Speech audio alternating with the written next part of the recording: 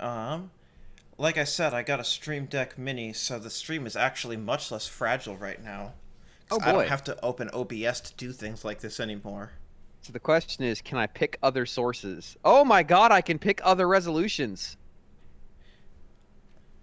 Um, Oh, that's much better. the Stream Deck Mini actually doesn't. Um, that's not part of that, so that's interesting. Yeah, because I've only been able to do 1440 60 for a while now. But Yes. now I've got all of them, so I could put this in glorious 160p if I wanted to. Hell yeah. Let's do it. Let's put it in 160p. Oh dear God.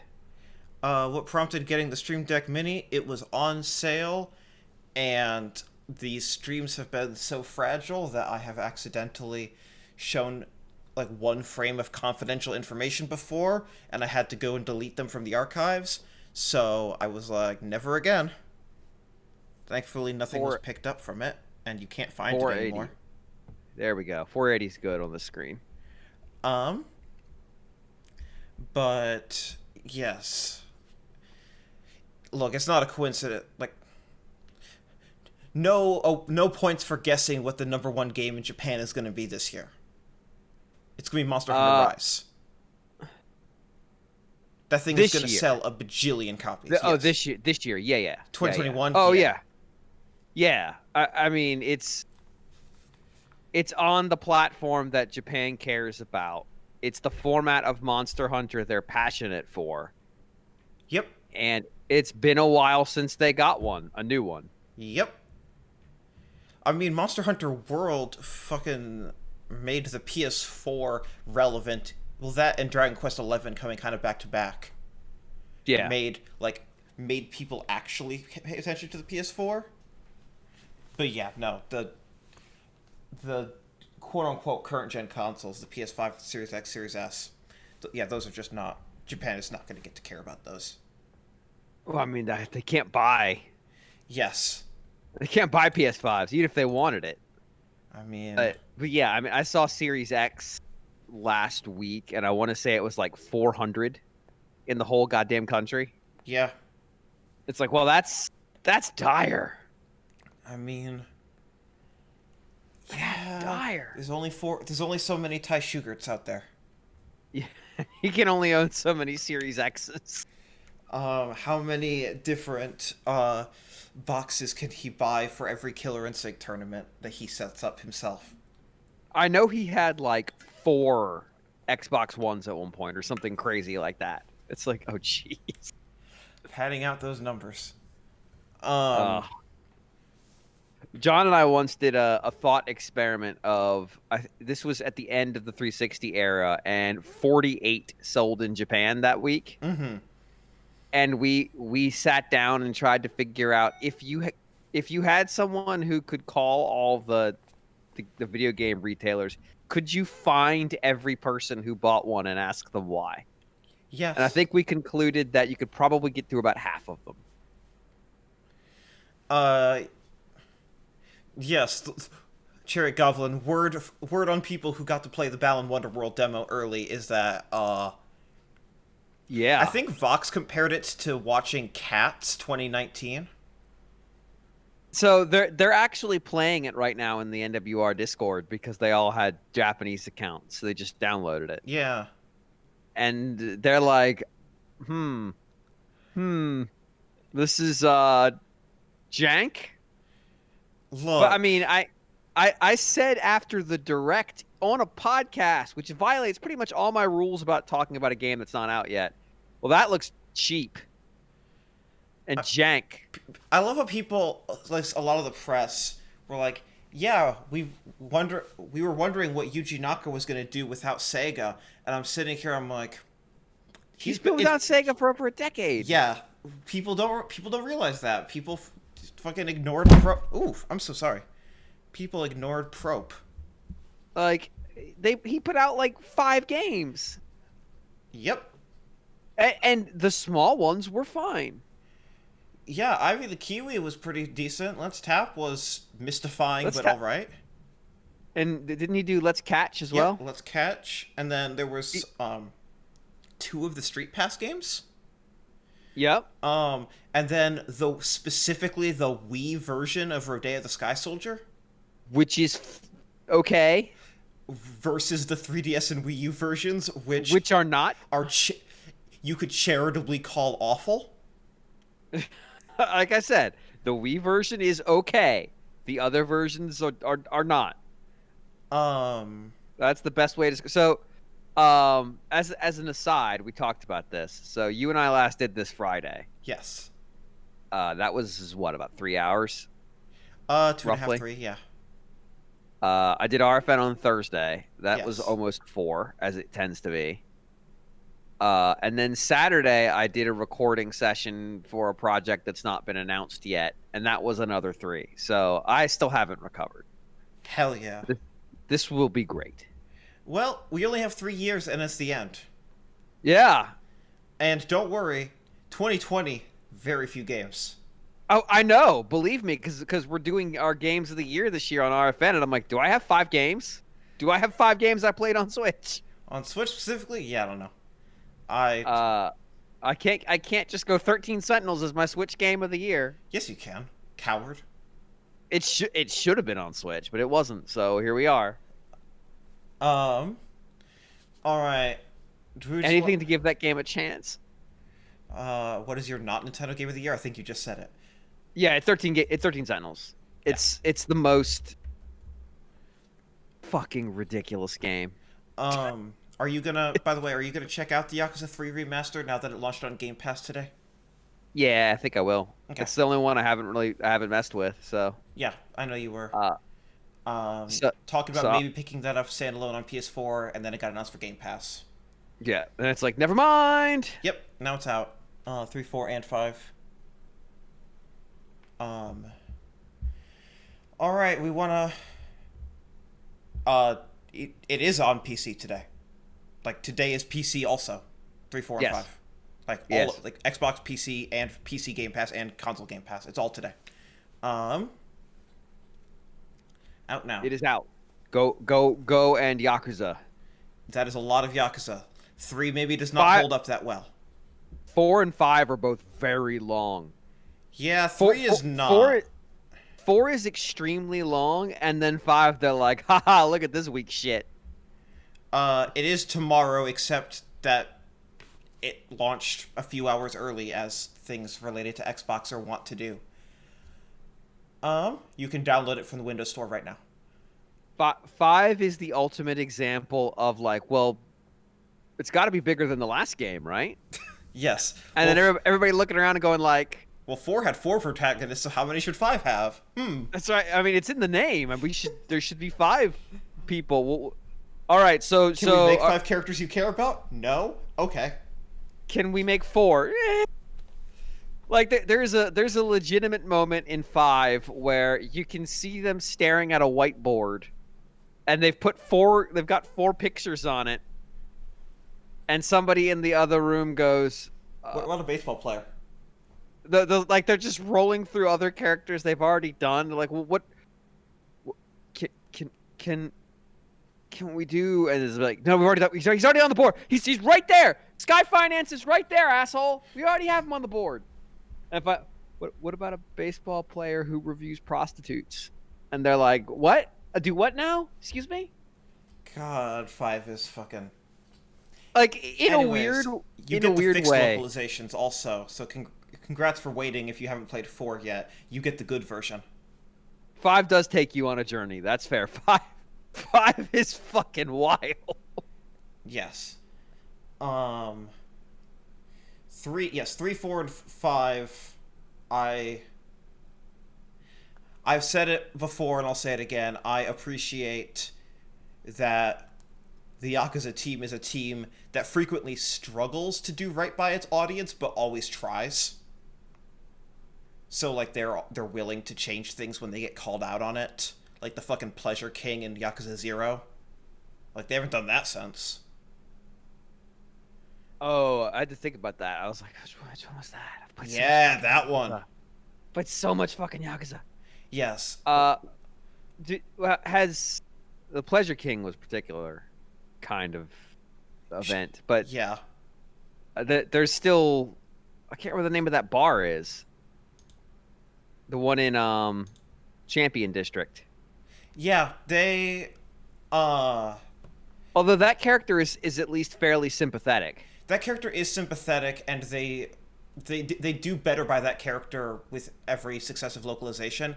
And then like 4, like the localization, like the original localization of 4 was fucking awful about that shit, like using the trans equivalent of the N word to refer to that bar. And then they when they relocalized it from the ground up, they revised that mistake. But yeah, just I just remember that in 4 they decide to introduce 3 characters and then they just like, are you gonna get to play as Kiryu? It's like, fuck, he's on the fucking cover, assholes. yes, Come on, we're they not make that a stupid. reveal. Uh, but they totally screw it up and give you like the best of the 3 new characters first, and then just like, okay, here's 2 people that you're gonna hate playing as. One who's literally carrying like weights around and is super slow, and the other you will never remember because he sucks. Have fun. You're not wrong. And then occasionally you'll see the cool guy that they showed at the beginning of the game walk through the scene. You're like, I miss playing as you. I might not have liked Judgment that much, but at least the character was fun to play as. Like, at least Yeah. the combat was alright. Yeah, Judgment, they fucked up a bit. There's still some weird holdover shit in Yakuza 7, where it's like some like Saiko doesn't really have anything to do in that game. And like No. she can go to hostess clubs, but she doesn't get any experience. No. It's like, okay. Sure. And yet Tanimura did get a face change in the remaster because his actor did a drug. I mean, it's what happens in Japan. Japan is wild. Alright. Speaking of Judgment. Alright, let's get started on 2018 so that we can knock this out. Yeah. Kirby Battle Royale for 3DS. I got no idea. I never played any of these. This was a retail game for like $40. Google it. This is Are you not serious? Yeah, this is not like fucking Team Kirby Clash or whatever. Like genuinely, if you don't know this one, look it up. It's fucking wild that they thought they could get away with this shit. All right, I'm looking at the Nintendo.com page for it. Available now. I could download a demo for $39.99. I got a fucking pre-release code from Don because he got 2 and he just needed to test online multiplayer with someone, and we couldn't even get it set up. Great. And like after like an hour, we managed to play against each other, and we played for 3 minutes, and then it disconnected us, and we would have had to matchmake again, and it wasn't fun. Just fundamental failures all around. I'm watching the trailer. Yeah. But the trailer is broken Good. because it's not that. It's the old style of video they used to have on the eShop, and they just put that thing in the current thing. So when you try to adjust the volume, you end up scrolling around like you're trying to move to the next image. So I can't turn the volume down. Perfect. And it's way too loud. It's so loud. It's so very loud. So let me just ask, is this game actually any value? Oh, absolutely not. Here's the thing. Okay. This is a $40 Kirby game on 3DS that is only good if you have other people who are also playing the $40 Kirby game on 3DS. I'm not Through suggesting bad online net play. I'm not suggesting is the game a good value. I'm suggesting is the game enjoyable enough No. at all. I didn't have fun with it. Okay. But it's not like a broken, shambling mess. It's not a broken, shambling mess. It's just, why does this exist? It doesn't have a reason to exist. I know that feeling. And it's extremely expensive for what it is. Extremely expensive.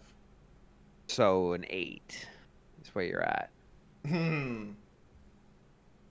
Hold on. Let's see what the world thought. Tell me about the world. Yeah. Uh, Did Don review it for NWR? I seem to remember that. I can tell you in a second. Metacritic is about a 5. Yep. IGN Japan pulling that number up by doing heavy lifting, Yep. giving it a 7.5. The next one's like 6. Oh no, there's some 7s that were hidden behind the Seymour list. Lots of 6s. Whole lot of 6s. Remarkable number of 6s. Now we're in the 5.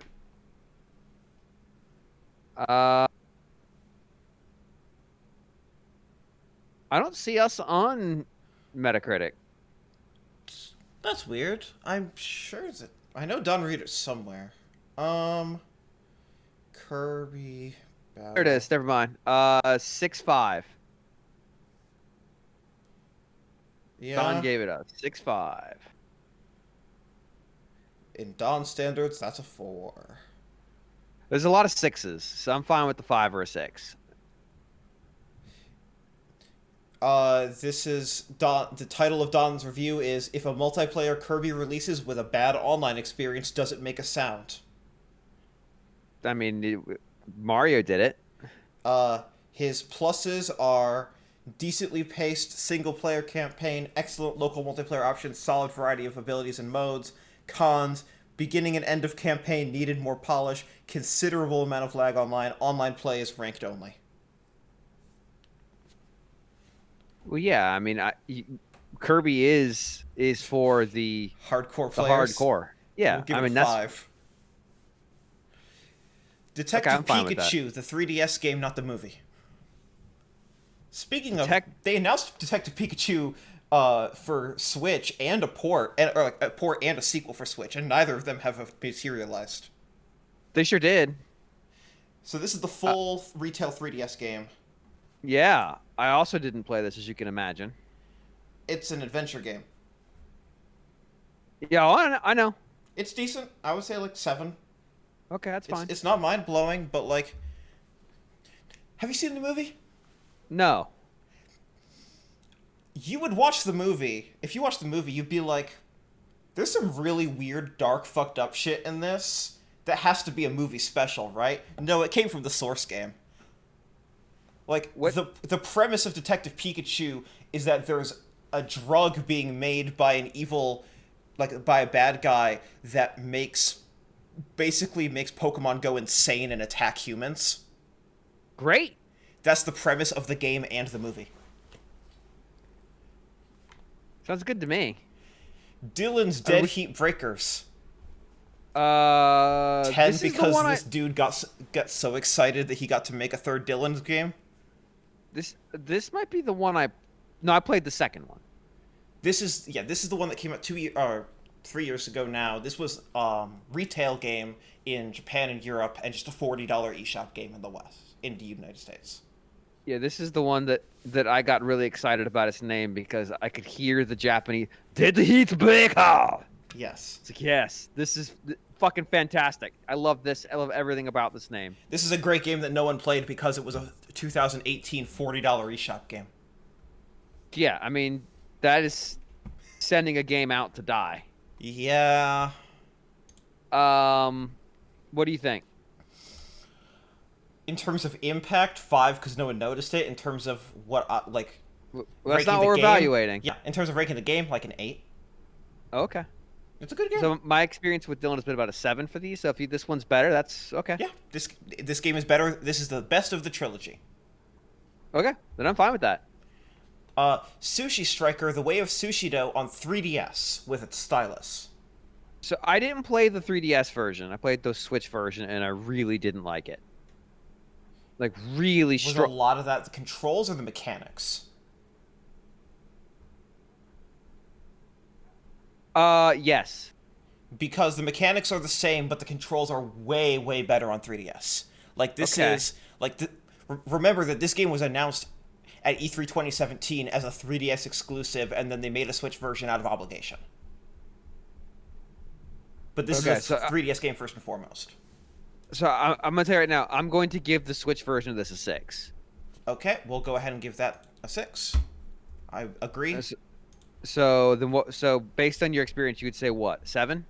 7 or 8, but definitely higher than Switch. It is better on 3DS, definitively. Okay, I didn't like the a lot about this game beyond the control. So then I would say 7. Okay. I did. I would say 8, but I totally understand the rationale. But that is the primary difference between 3DS and Switch, is that it is mechanically better on 3DS. Because the game was built around this, having a stylus, and then they released it on a system where they couldn't even guarantee you had access to a touchscreen. Gotcha. 3DS version of Captain Toad Treasure Tracker, which is the Switch version with stereoscopic 3D. I forgot there was a 3DS version. Yeah, it has Super Mario Odyssey levels on the 3DS. That's so weird. Is it good? Is that version good? That version is good. Okay, then I'm fine with it being an 8. It's just as good as the Switch version. Instead of HD, it is 3D. Okay, then I'm fine with it being an 8. I would say both of those are going to get an 8. Okay, we'll just go ahead and put that on the Switch one as well. Yeah, this was like the last, like, there were a few of these where it was 3DS and Switch as they were trying to transition. Yep. WarioWare Gold. 8. I like that game. It's not the best WarioWare. It needed more new content. But holy shit, they made another WarioWare actually. They did, yeah. And look, it's fun and I enjoyed it. But just like Rhythm Heaven Mega Mix, yep. You know, it needed a little bit of extra something. You know. I agree. All right, not to be confused with Yokai Watch 3, Yokai Watch Blasters, Red Cat Corps, and White Dog Squad. I have no idea what the fuck that even is. Google it. It's their Yokai Watch action spin-off. Oh god damn it. Red Cat Corps and White Dog Squad. So I typed Yokai Watch Bastards Red Cat Corps. Blasters. I think that was a mistake. But I'm not mad about it. Google caught me. Good. An emulation page is on the first set of results. That's a bad sign, right? Jesus Christ. Yes, that is. Look, I understand that there was a long-term deal, clearly a long-term deal between Nintendo and Level 5 with regards to Yokai Watch. But at this point, we knew that it wasn't going to work in the West. Here's the thing. I think it did fine to start for the first game. Oh, yes. It's all the versions of 2 dramatically underperformed. People were curious and picked up the first one. But yeah. It did not become a craze. The TV show was good. I thought it was really smartly localized. I mean, yes, I would agree. Oh my god. All right, so 2 things. Yep. Two important big super note time to make commentary moment. Metascore for this is a 67, so yep. Startlingly average. That's low for a Nintendo published game, but yes. Top review is a 9. Yep. From the Nintendo World Report. Amazing. Yep. Matt Oliva, who I don't even remember. That's a good sign. That was well, I mean, 3 years ago. I mean, a lot of people will come through for a little bit, and yeah. I don't interact with them, and then they're gone. It looks nice. Oh yeah, Level 5 is good at making graphics look pretty. I mean, for even on 3DS, it looks really nice. Yeah. I think on 3DS in Japan it went up to Yokai Watch Blasters 3. Oh my god. Oh, I mean, dude, they cranked Yokai Watch out so hard. And then they released 4, and then they released an HD update to 1 on Switch, and then they released those on PS4 because they didn't sell on Switch, and for some reason they thought it would sell if they released it on PS4. It's a nightmare. Well, yeah, I mean, PS4 obviously is going to outsell the Switch version. Just an absolute clusterfuck. Yokai Watch Busters, Aka Nekodan Shiro Inudan. Yep, that's this one. Yes, GX, we've glad you could join us. We've already had the Balan Wonderworld discourse. Yeah, it's a thing. In fact, I quoted your stuff from the Discord. Happy Balan Wonderworld demo day. May it all be on our calendars. Um, Uh, I don't know, 6. yeah, that makes sense. Okay. Luigi's Mansion 3DS, the first, like the remake of the first game. People seem to like this remake. This was a really, really well. I mean, so first of all, this is Grezzo. Right. And so Who aren't gonna fuck around. yes, it is of a high quality and faithful to the source. It adds good shit and doesn't take away anything. It looks relatively comparable to the GameCube version, which is a feat. And introduces Guigi. It does introduce Guigi. So that's a point off. It has the stereoscopic 3D that the GameCube game was supposed to have. Yep. Like, the whole game was built around to support. They finally have that in. And like you said when we were talking about Dark Dawn, this one works better as a portable game than Dark Dawn does. Yeah, it sure does. So, I would say, like, 8. Like, this is a fucking banger. I get why people were sad that it was on 3DS and not Switch, but, like, it's a fucking banger. Yeah, I'm fine with 8. This is a really good game. All right, now we're all Switch. Okay. Until we're not. Yeah. Dragon Quest Builders. Dragon Quest Builders. I like this game a lot, actually. It's really good. I didn't play the Switch version just because it came out like 2 years after the PS4 version, and the Switch version didn't have anything different. But nope. I did play it on Switch. It ran just fine. Yeah. It would run better on PS4, obviously, but it ran fine. Want to know a really funny thing about Dragon Quest Builders? What's that? It's built on Fire Engine. Do you know what Fire Engine is? Yeah, it's Sony's proprietary it's indie Sony's game engine. Yep. Yeah. I'm fine with the 7 or an 8.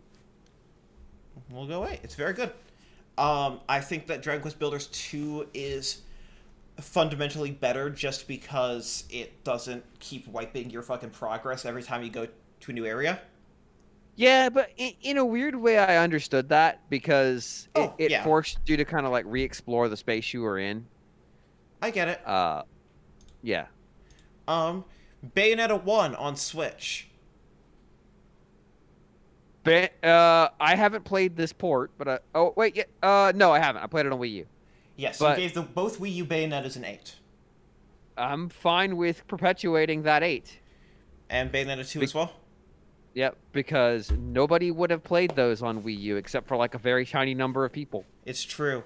December 2017, they said, hey, we started development on Bayonetta 3. And immediately people were like, well then what's the release date? As if that's how video game development works. What's the release decade would have been a fair question to ask. And you probably would have gotten the wrong answer. Not the one where they said we're beginning development. Here, and they literally said, here is 1 and 2 to tide you over. If they use that phrase, it ain't coming out within 12 months. Kirby Star Allies. Kirby Star Allies. God, there's so many fucking Kirby games. Mm-hmm. Do you have a read for why? Yes. Like fundamentally, I understand that you can just basically do anything with Kirby. I do have a read for why. I'm trying to think about how I can diplomatically say this on a stream. Yeah. Low margin. HAL is a very efficient team of developers. You mean low cost? Yeah. Low cost. And sometimes low margin. Sure. But not with the $60 one. But as long as there is margin. Yeah. I don't think there was margin on Kirby Battle Royale. That was a fucking bad call to Greenlight. But this feels like a very middle of the road 2D platformer from what little I played of it. This is basically Kirby Return to Dreamland on the Switch. I know they just kept adding fucking content to it though. They kept adding AI companions. Not like the new levels, I don't think. Just like new companions. Uh, um, If it's a generic Kirby game, what would you give generic Kirby game? 7. A generic Kirby game is a 7. It is always of minimum quality. Nintendo Labo Toy-Con 01 Variety Kit. Variety kit. Can I just say before you say anything? I can't rate any of these. I'm not in a position. Before you talk about Nintendo Labo, can I just say how optimistic it was for them to say 01? I mean, that's so optimistic. I appreciate it. They got through what, 3? 4. 4? 4's good. They could come back to it. We could get 5 through 10 in the next couple years. No, we can't. Who knows? We're not getting a 5. That's a shame. 1 and 2. 2 was always the bad idea. It was more expensive and worse. That's the robot kit. The variety kit was at least better at like, what is this? Because it gives you a bunch of different things you can do with it. Yeah, but the robot kit looked cooler. That's the challenge. It's a backpack that doesn't always fit on tall people, and it's the fucking Project Giant Robot from Wii U days. Yes, it is. And then, Toy-Con 03 vehicle kit came out later that year, and it was neat. And then everyone thought it was done until 2019. They brought out 04 VR. Right. Which there's going to be a VR-only Switch game releasing next month. Which game is that? There's a VR small VR game based on the anime Laid Back Camp, and that's coming to every platform, including Switch. Apparently, it was inexpensive enough that they were like, yeah, let's just put it out on Switch VR. There's a Spice and Wolf Switch VR game. I saw that. It's a second Spice and Wolf Switch VR game. Thank you very much. Okay. So that game came out. I don't think it's VR on Switch though. I think they actually made it so it's just you can just play it normally like a normal person. Yeah. I know that the Laid Back Camp thing is only VR on Switch. All the screenshots indicate that it is a normal game for normal people who are not strapping a Switch to their forehead. Well, you can't strap. You don't strap the Switch. You have to hold it you have to hold the Joy-Con up. That's the problem with Switch VR is that you have to manually hold it in front of your face so your arms get tired. Good. I mean, there's no strap at all. So you're saying it's a part of the workout kit, so you're fine. Because if you detach the Joy-Con, and you're not holding it up, the weight is off. So you need to hold it so that you physically support the damn thing, and 2. Have input access, because they didn't, when they were developing it, they did not, the Switch itself, they did not think about VR weight distribution. Anyways, variety kit, I would say 7, and then robot kit 6. Sure. Like I said, I've never even seen one of these things in person, so. I did like my original RFN theory, which is the end of Xenoblade X would be in the robot kit.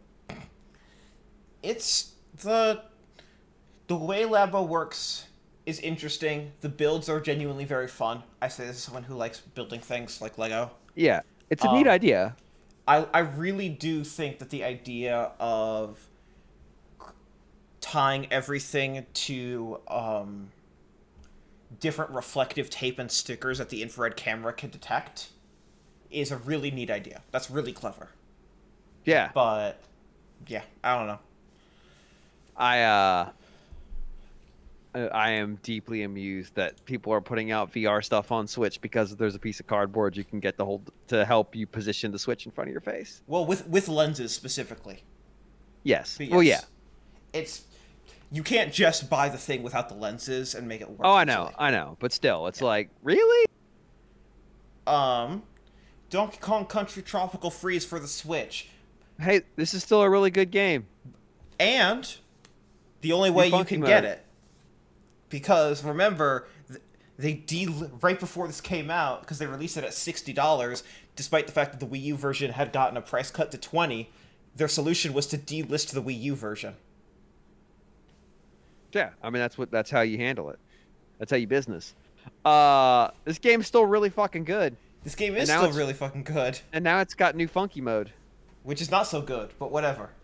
That led to me taking a picture buying clothes for E3 in a pineapple suit and being new funky James and looking like I wanted to die because I did. 8? Sure. Yep. That is one less than you gave the Wii U version. Yep, that's kind of my thinking. Hyrule Warriors Definitive Edition. So, to be clear, Wii U game comes out. Yeah. Does not run at a stable frame rate. Gets a DLC season pass that is like $25 and adds something stupid like 100 hours of content. Oh yeah, it's long as hell. On top of the base, no, the base game is long as hell. The DLC is another 100 hours. Yes. Then, I know. There was a streamer who set out as basically lost a bet and had to stream every level of the game, and then DLC came out and went, God damn it! The 3DS game then comes out and has content that is not in the Wii U version, like the Wind Waker content in Linkle. Yes. The 3DS game gets a $25 season pass that adds another 100 hours of content. As you do.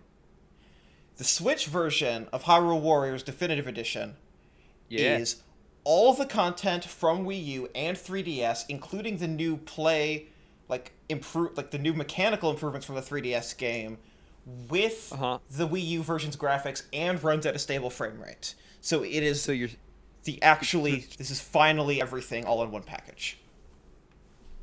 It's too much. It's like 1,000 hours of content, and that's not an exaggeration. No one should try to 100% this fucking game. It will kill you. Listen to me, audience. If you are within the sound of my voice and you have not 100%ed Hyrule Warriors Definitive Edition, you have failed your family. And you should go do that. Right. Do not sleep until you have finished. Let's see. You gave Hyrule Warriors an 8 and the 3DS game a 7. Okay. But by virtue of not working on the old 3DS. Yes, I would say then we're gonna stick with the 8, even though this has got this game has it's got a ton more content, but it's almost content to the point of it is purely academic that there is this much content in the game. It probably takes about 70 hours to unlock all the characters. Yeah. Like there's a point where yes, you have put more content in the game, but I can't verify that in a timely manner. It's genuinely impressive and oppressive how much content is in this fucking package. It's like you could tell me oh, we added a new final boss to the game, and I would just look at you and go, that sounds great. I'll never see it. Thank you. People talk about their forever game, like No Man's Sky or whatever, and I'm like, I mean, if you want a forever game, and you're okay with YYX. So when did they have the time to make the other Switch Warriors games? I mean, remember, this is 1 year. This was released right at the tail end of the season pass for Fire Emblem Warriors, which added another 80 hours of content to that game. Yes, and in the interim of that, they've released a brand new Hyrule Warriors game. Well, after this, yes, they made a second Hyrule Warriors game, which is much, much less content, to be clear. Yeah, much less content than Hyrule Warriors Definitive Edition. It is way more cutscenes, but it is not. It was also marketed fundamentally on a lie. But good.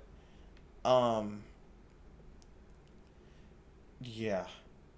I bought that to burn down. So when I got all those that last run of Wii or Switch eShop gift cards that were on massive sale, I had hit the cap of how much you could put on your Switch. Amazing. So I bought that to burn down so I could put the last card on. Amazing. Have you played it? I was actually going to play it tonight until we decided to do the stream. It runs very poorly. Good. That's what I heard. Worse than any other Musou game on the Switch. Good. to the point where you're like, how? How Well, I did mean, this? they didn't design it for Switch, obviously. Anyways, Mario Tennis Aces, the This game is that the they good made Mario you. Tennis. You say the good Mario Tennis. I mean, Well, this is not the Wii compared, U one. yes, compared to that, this is the Wii U one if they had finished it. Yes, this is what the Wii U prototype was for. It's kind of like the it's kind of amazing. Like just the how black and white of a difference this. I mean, this game's still like a 7, Yeah. but the black and white difference of like here is a game that's like 70% complete, and here is the game where we finish the game's mechanics and then put the game in it. Yes. Octopath Traveler. Oh boy. Uh-huh. Oh, you and I are outliers on this game. Don't care, it's bad. It's extremely pretty. In And although screenshots. in screenshots, it's weirdly inconsistent graphically. But Yes. no. What I will say is that all of the individual components of the graphics are nice. They just don't, Except for the blur filter on the bottom third. yeah, but they don't mix together consistently, and so it ends up looking kind of weird. Weird how they But keep saying from the creators of Bravely Default with every game that's on a new studio. yeah, well, I Because mean, we're going to get that with Bravely Default 2, which is a different new studio. so actually, the thing I recorded on Saturday was about Yes. Oh, I know. yeah. And so that we spend some time unpacking that and why it keeps happening. They did that with some of Tokyo RPG Factory stuff too, because some of the directors from Four Heroes Yes. made their way over there. Yes, it turns out, I don't know if you know this, video games are only made by 2 people. Yeah. So when there's 1 or 2 people that are staff overlap, it's very easy to say from the makers of X, even when that's patently not true. Tokyo RPG Factory was from the makers of Tokyo RPGs in a factory. Yes, I mean Octopath Traveler, if you're actually being honest, by the creators of Akiba's Beat and Akiba's Trip. That is the developer that made Octopath. Oh. It's Acquire. That's still one of my favorite E3 experiences, though. Yes, Acquire Thank you, made Octopath Traveler, and man. I don't think it turned out that good. I don't care for. We actually have different issues with Octopath. Yes, we which do. is kind of funny. Although we both agree that the leveling doesn't make any fucking sense. Yes. Go fucking grind Like, for hey- 8 hours, I guess. Here's a boss fight. There's no way that getting here is even remotely close to what you need to have done to fight it. My issues with it are fundamentally that the game doesn't have a story. Yep. It's just like characters don't even talk to each other for the most part. Here's 8 disconnected vignettes. Yeah, it's like, well, then don't have them in the same party, for one. If you're gonna do that, at least have them fucking talk. Anyway, yeah, 6. Yeah. I appreciate, so I played maybe 10 hours of the PC version with Cheat Engine. Where I modded all of the values, the local values, to be able to play each of the character stories before moving to the next one. And let me tell you, when you do that, it becomes clear that these stories, these vignettes, are nothing vignettes also. When you are seeing chapter 1, 2, 3, 4, 1, 2, 3, 4, it becomes clear why they split it up, because none of them were that good. Right, and they would be really short, and you'd be like, okay, I guess that character's done now, bye. Yep. Go Vacation, which is a port of a Wii game. Go Vacate. I don't even know what that game is. Nintendo published Switch game. I remember it coming out, and I remember going, what the fuck? People like I it. want to say Don was excited about it. Yep. All right, guess the Metacritic score. No. No. I, no out of 10. No. No. It's got a score. Um, I don't know. What is it? 62. Yeah, that's about right. I'm trying to see if we have a review for it. So Don's review could be for any number of sites. Yeah. Vooks.com apparently reviewed it twice. Amazing. Which is interesting. Maybe they're just listed twice. It's the same review and they fucked up. I don't know. Maybe we didn't review it. I mean, we don't review everything.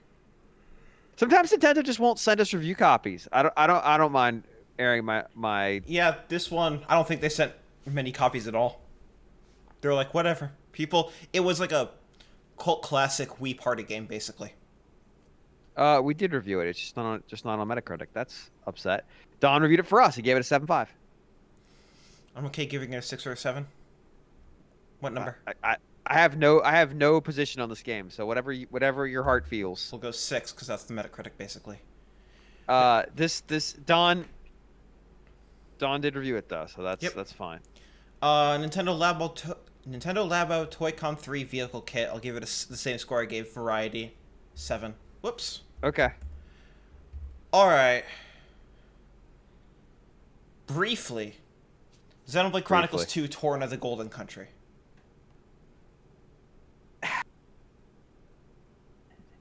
What did I give? I gave the first one 9, right?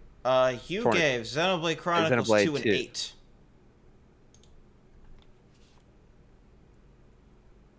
Because we were talking about the 2017 version. Yes.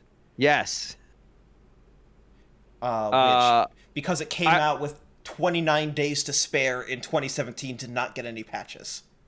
Yes, and then like that game now is almost unrecognizable. 9. Okay. I like Torna a lot. I like the cast of Torna. I like the music of Torna. I like the little world they've built. Yeah. And you know what? One thing they did that I give them a lot of credit for, there's stuff that they created for Torna mechanically that they went and put into 2 in patches. Not some of the most important stuff, but yes. Not all of it, but some of it, which not the better map, not the ability to have to review tutorials. I mean, you don't need to review tutorials. You should learn it the first time. Anyways. It's not like that game has 1,000 mechanics in it. Yeah, sure. Definitely not. Super Mario Party. Super Mario Party. So this has online, but only for 10 minigames.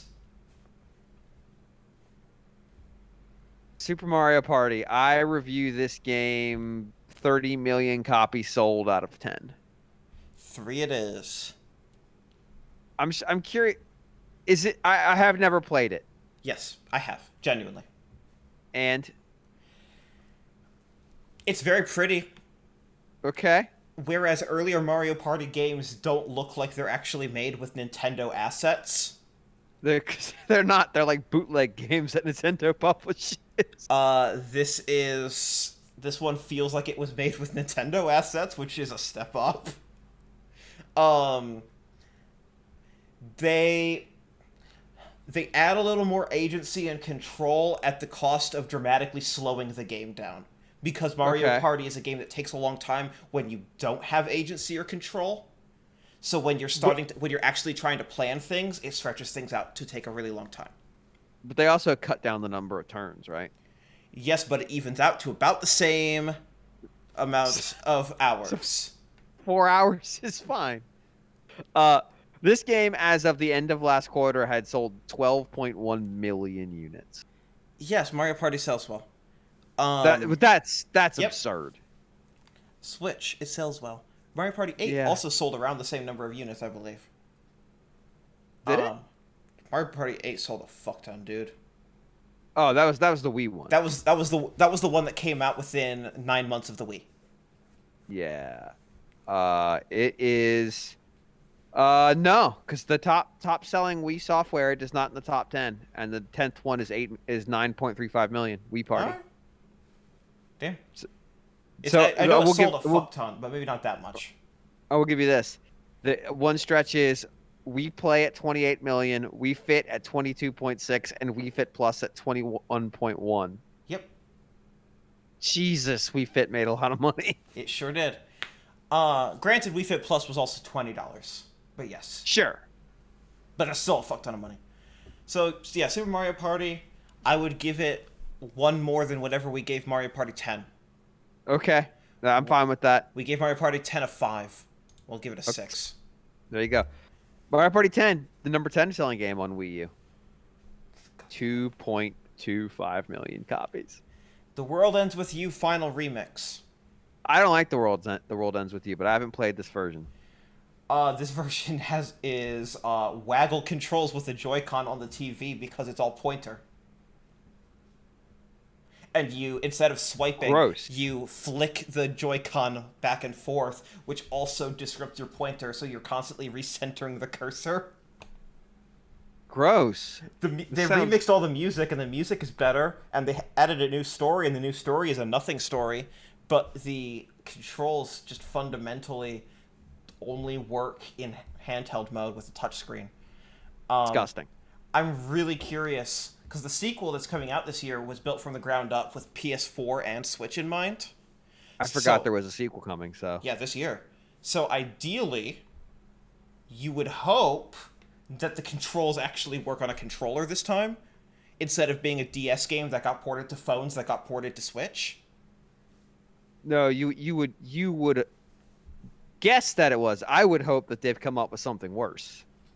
'Cause Anyways, I'm a monster. I like the original game, and I would give this version of it a 6, Okay. which I I'm fine feel with- like is probably actually close to the Metacritic. I'm fine with that. I think the original game is a 6, but I know my position on that game is harder than everyone else. I would give the original an 8 and this one a 6. Okay. I didn't like the scratching mechanic. I thought it was just, Gotcha. and also our main character sucks. Pokemon Let's Go Pikachu and Pokemon Let's Go Eevee. Slightly better selling than Mario Party. Slightly. Like very slightly. Jesus. And that's 2 versions versus 1. I only played this at E3. I was Nintendo World Report's hand model for the Pokeball Mini, or whatever that fucking thing was called. Plus. Yeah, I found it to be really dull from what I played. The E3 demo was bad. Yeah, The full game is not. this is the remake of Yellow. Yep. More or These are- less, yeah. These are remakes of Yellow. I will say that it's really funny that Pokemon Let's Go Eevee is just such a fundamentally easy game. Easier game than Pikachu. Because Why is that? So, Pikachu and Eevee can never leave your party, and they can never evolve. Okay. Depending on the version that you get. So, Which makes making Eevee the character for that game seem really stupid. Eevee I know is their why. second yes, Eevee's their second mascot. So, what they did is that there are move tutors, like NPCs in the world that can teach your partner Pokemon unique moves that are new and exclusive for the Let's Go games. Pikachu Okay. can learn a bunch of really powerful electric tech. Eevee can learn the most broken fire attack in the game, the most broken water attack in the game, the most broken thunder attack in the game. Like, it can learn attacks of every type, and they all are like, this has 100 attack power, a 95% chance to hit, and will heal you. All in one move. So like partner Eevee is just fundamentally broken because instead of letting it evolve, it is able to learn enormously powerful attacks from the types that it would evolve into. I see. And then GX also notes that it's normal type, which means very few weaknesses. Like, it's like partner Eevee is just very, very overpowered in a very funny way, to the point where it got banned online. Nice. I don't have a position on these games personally. I would say 7. Okay, that's fine. They're good. They're not groundbreaking, but they are good games. I would say that popping in to play 15 minutes of Viridian Forest on a trade show floor is a very terrible representation of what those games are. I mean, I accept that. I didn't like what I heard about what they did with the combat and the capture mechanics. Yeah, the capture mechanics are from Pokemon Go, and the combat is just they basically went back to how combat was in Pokemon Yellow.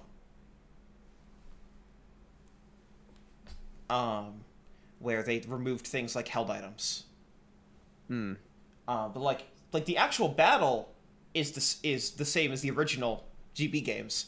They just removed a lot of the more complex systems, Right. which made it with the idea of making it more approachable, because they knew that they were making Sword and Shield that were going to release the next year and be like the actual competitive games.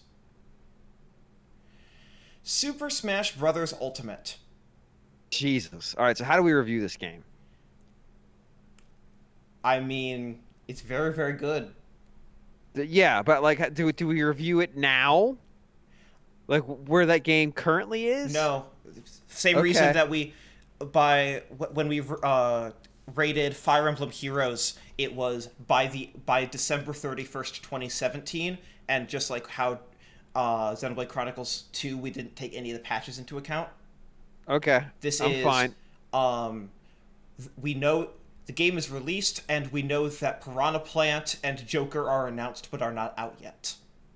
Okay. But this is all of World of Light, the entire base roster. God, that base roster is so big. Terrible online play. That base roster is so big. Yes. Yeah, that's the thing. That the online play is probably what keeps it from being a 10. All of the spirits. Well, all of the spirits as of that moment, not the 200 plus they've had. Yes. Yeah, I think this is a 9. If the online was better, this would be 10 with a bullet. I agree. Pokemon Quest. I don't even know what the fuck Pokemon Quest is. It's a game that was made by Game Freak. It's like the Like, one mobile spin-off game that Game Freak made, except it also came to Switch. And Nintendo published it on the Switch? But not mobile, yes. Oh, this is that like fucking knockoff Lego Cube ass thing that they put out. Yes, except Yeah. it's even simpler than Pokemon Rumble, which is a game where you hold forward and A. Oh God. This is an auto battler. Here's your hint as to how much work has gone into it.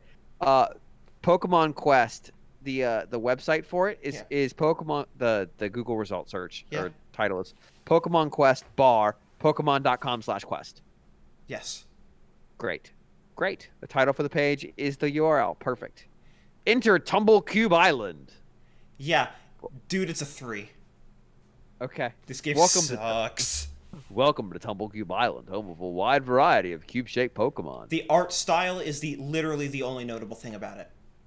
Open the map to learn all about your upcoming adventure, where you befriend Pokemon and battle your way through an island quest for treasure. Dragalia Lost is the last game of 2018. I haven't played it. I know. You're mad. I haven't played it. I am Googling Dragalia. You're going to make me look at some fucking nonsense shit they added where it's like, here's the Phantom Thieves as dragons in Dragalia Lost. Oh, that's coming literally in 2 days. I know. That's why I mentioned it. Okay. So I'm specifically looking at when I'm trying to see how far the story had gotten by December 31st, 2018. Okay. Because that is not the easiest to answer. When did... I just like that I got to use announcer voice to read things about Pokemon Cube Island. That's all I care about. Chapter... Let's just GX, guess. I'm not showing Snorlax my teeth. Okay, so Chapter 8 was April 2018. Okay, so... They hadn't fully gotten... Okay, Chapter 6 was definitely out. Chapter 7 was out. Okay. So, fun fact, the story Uh-huh. started getting really good 3 days before the end of 2018. December 28th, Great. 2018 is when the first really Great. good story chapter came out. Just put a number on it. 8. Okay. So Charizard can fuck right off. I'm not gonna let him judge my dental habits. I would give it now, I would give it a 9 with a bullet. It has Okay. gotten way better. It's also one of the only live games I've ever seen where they publicly had a transition to a new director when the game wasn't on fire in any way. Right, because I was say Final Fantasy 14 had many transitions. Well, it had one very big one, but yes. Um, yeah, like this was just I think the dude just wanted to work on a different project, so they brought in a new director who was a lot more vocal with the community. They put out like multiple letters from the director every single month. It's very very neat. So then that puts us at 7.07 actually for the year. Not a bad year. No, very good year. 2018 turns out there were a lot of great games. Or Yeah. not there weren't any 10s, but there were a lot of 8s. It was a really Yeah. solid year. 2019. Oh boy. Rip Alpha Dream, here we go. Mario and Luigi, Bowser's Inside Story plus Bowser Jr.'s Journey. I don't know. Uh, What? We're putting out a 3DS game in 2019. Our life is ruined. Bowser's Inside Story, we gave an 8 in 2009, which was 10 years Great. prior. This is the original Bowser's Inside Story is still held up as the best Mario and Luigi game. Okay. Bowser Jr.'s Journey, like the last bullshit add-on thing, no one liked or cared about. Great. So the new content is not good. Yep. It is a But remake it's of the best one, and it's 3DS. But it's optional, right? The new Oh, content. yeah, it's a totally different mode. But it's Okay. like a 30-hour long thing that is bad. And neither of the two remakes sold well, and Paper Jam sold poorly, and so Alpha Dream just fucking went under. Also, PokePal points out that unlike the previous game that they remastered, the Superstar Saga, Bowser's Inside Story was already completely playable on 3DS through the DS cartridge slot. It did not Right. need a remake. But Yeah, this, it was completely superfluous. but this was Alpha Dream can't afford to make an HD Switch game. So they're going to put together a 3DS game. Oh no, it didn't do well. And then it went under. 8? I would give it a 7 or an 8, yeah. Okay. I'll mean, go with an 8. yes, it's the best. It's it's- the best one. It's the 10th anniversary, like 10 years later, a re-release of a game we gave an 8 10 years ago. So, Yep. yeah. Yokai Watch 3. It's the one where they go to America. Only one version. Sure. Why not? Fuck it. Yeah. Great. Only one I don't version. know. That's a positive. All right. All right. Improvement. What do we give you the most recent the third version of Yokai Watch 2? 6. All right. What do we give this? We gave the first two versions of Yokai Watch 2 an 8. Yeah. Because I was like, fuck you. You don't get to make another version a year and a half later. You're Yokai Watch, not Pokemon. Get the fuck out of here. I don't know. 7. That's what I was going to suggest. Kirby's Extra Epic Yarn for 3DS. I hate this title so much. I hate this title so fucking goddamn much. You don't get to write on the name of the game. I absolutely do. It's my list. Who is the what is the read on this? The read is, why is this a 3DS game? Why Well, is this yeah. local multiplayer game with no 3D on the 3DS right now? Oh yeah, it had no 3D, did it? It had no 3D, and it was local multiplayer. But it required 2 copies of the cartridge on 3DS in Oh. 2019. 7, 6, And it came out right at the same time as Yoshi's Crafted World. 6. 6, yeah. Fitness boxing. fuck, I don't know. I remember when this game came out, Nintendo's like, you should be really excited about fitness boxing. I'm like, I don't know what the fuck fitness boxing is. Get out of my face. I played it. It wasn't very good. It was apparently very popular. It got a sequel. We're going to rate the sequel in 2020 because it was a 2020 game.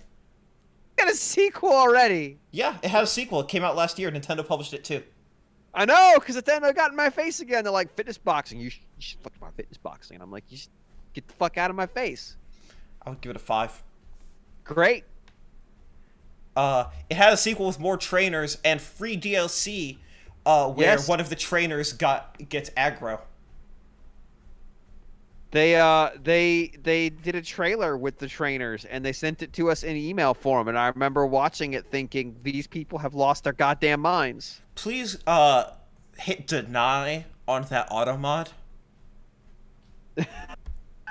That is a dirty word. Oh, I do not I want. did, God damn it! what? I blocked it. Oh, sorry. It said add blocked term. There we go. Sorry, I thought it said add permitted term for a second because that's the same format. I'm surprised that one was in the list. Actually, I do not want the word waifu to be allowed. just spell it with 2 V's. Anyways, New Super Mario Bros. U Deluxe. Hey, we took 2 good games and we put them on one disc or one cartridge and sold them to you. We put those 2 games on the same disc for the Wii U as well, but what's a Wii U? We did. This one introduced Peachette, which introduced Bowsette. Oh god damn it, that's -1. God damn it, I forgot about that. That's -1. I was gonna say 9, now we're down to an 8. Okay, 8 makes sense. Yoshi's Crafted World. The The read on this game is it came and went. Yeah. Even more dramatically than Woolly World did. I remember thinking, I'm gonna play that, and then I don't remember ever remembering it again. Was it any good? I am not the person to give you Yoshi 6 and reads. 7, so I'm gonna go with the 6. I am not the person to give you feedback on Yoshi games. I think Yoshi games are fucking bad. It was purely okay. It is not the worst Yoshi game I have played. Nintendo Labo Toy-Con VR. Not the worst Yoshi game I have played is a box quote. I think Yoshi's New Island is the worst Yoshi game. Yoshi's Island DS and Yoshi's Island for the Super Nintendo, not far off. I think that the best Yoshi game is probably either Yoshi Topsy Turvy or Yoshi the Puzzle Game. God. I have not played Yoshi Safari. I think that almost every single Yoshi game is fucking bad. Actually, no, Woolly World's good. I did like Woolly World, but no, the Super Nintendo game is fucking bad. The GBA port of it is bad. The DS game is bad. Anyways. Yoshi Cookie's okay. Yoshi Cookie's fine. Toy-Con 04 VR kit. I can't even fucking fathom what this thing is. GX, I think I was talking about Yoshi's Cookie. It's a 4 because even by VR standards, like entry-level VR standards, it's a little disappointing.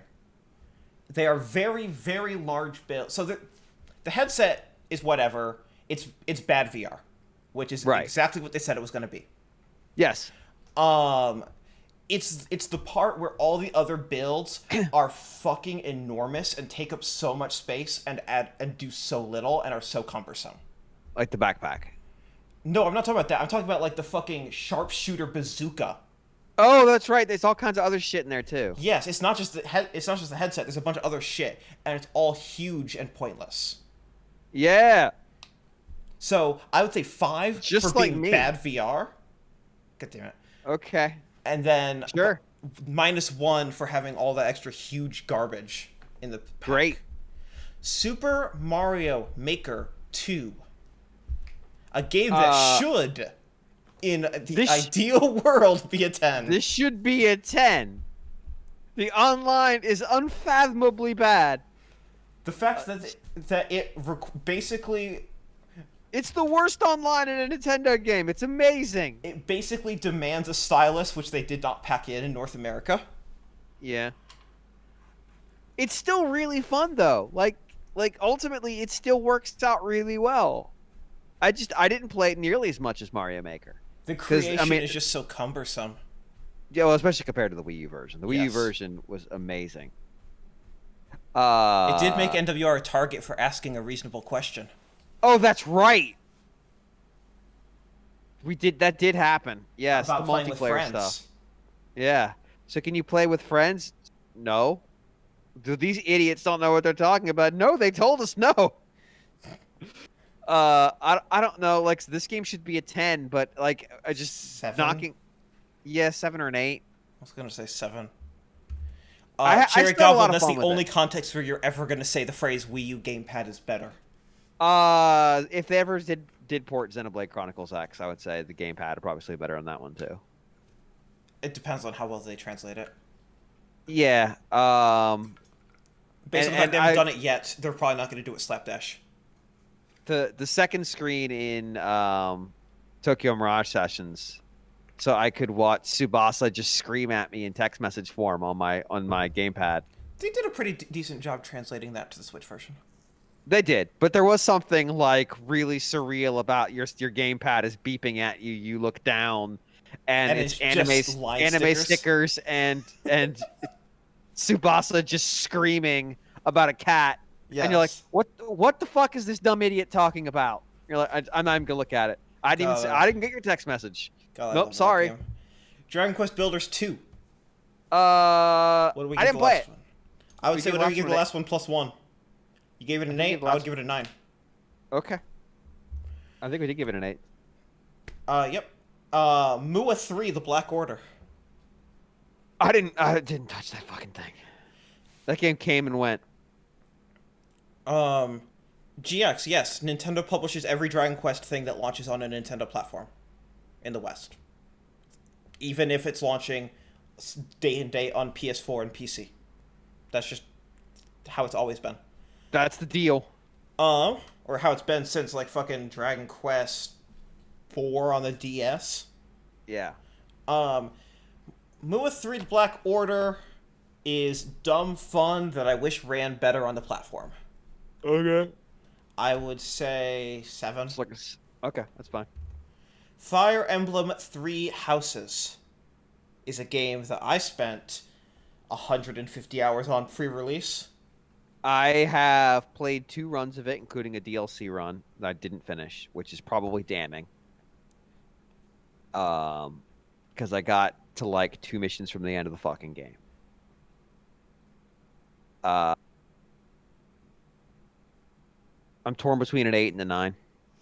I'd give it an 8. I think the thing that would hold it back from a 9 is just the... There's just some shit that just doesn't feel right. Like, yeah, like there's some weird there's some weird shit around the edges. Like it's a surprisingly, it's a very good game that is surprisingly unpolished. Yeah, but also like the progression's kind of fucked up. So like when you're doing your second run, like you still have to do the entire first half of the game. Yeah, and most of the time you're just walking around the monastery with nothing to do. Yep, I love doing fetch quests.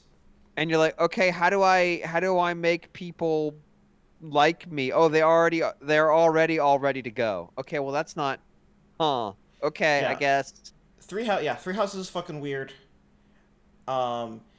Everyone in this goddamn monastery wants me. Great, perfect. Let me just go back to my room and shut the door and cry. The thing that I said to you and Neil before the game came out, before the review embargo even lifted, was that this was a game co-developed by Koei Tecmo that just feels like an entirely Koei Tecmo game. Like, this does not feel like an Intelligent Systems game. It feels like a Koei Tecmo game. And then you look at the development credits, and you're like, what the fuck did Intelligent Systems even do? Other than the writing. They made a mobile game while they were working on that. Like, what are they working on if not this? And then the answer turned out to be Origami King. Yes.